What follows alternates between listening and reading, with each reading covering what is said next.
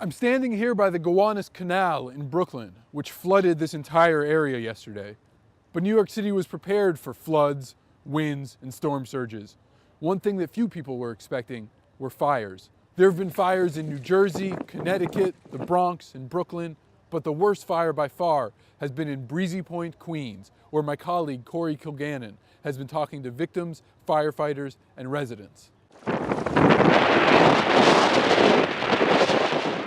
This reminds me of, this looked like Hiroshima. That's all I can tell you. I mean, how could this happen, really? You can't.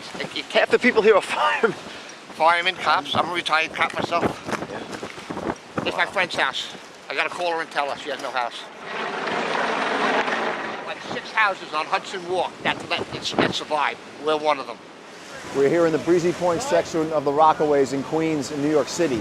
It's a few hundred houses on the beach, on the ocean, in New York, and they got slammed by Hurricane Sandy last night. But what they also got was a massive fire.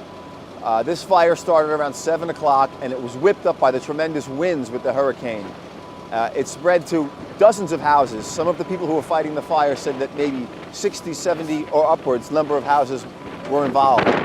Now, people who have lived in the Rockaways for a long time say they've never seen a storm like this. I mean, you know, a lot of them say the ocean met the bay, which means the ocean on one side, the waters rose up, and they connected with the waters from the bay on the other side. And you know, the streets turned into rivers. The water was chest high, rolling down. I saw a refrigerator on top of a car on one street. I saw a huge timber on top of another car. People were shocked that this thing really, it lived up to all the hype and all the predictions.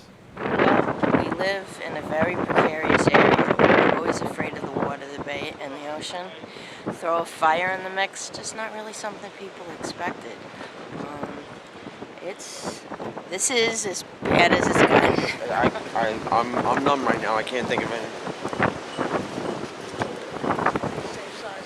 We're seeing people being brought out on little rafts, on little sailboats floating down the street. And then now the National Guard and the cops are coming, the fire department, ambulances, and they're really looking for people who may still be in there.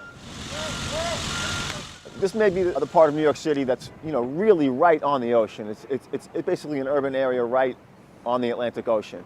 So this may have been the worst hit, and you know, it's going to be a long time before, I mean, all the homes have serious damage, and it's going to be a long time before things are brought back to normal here.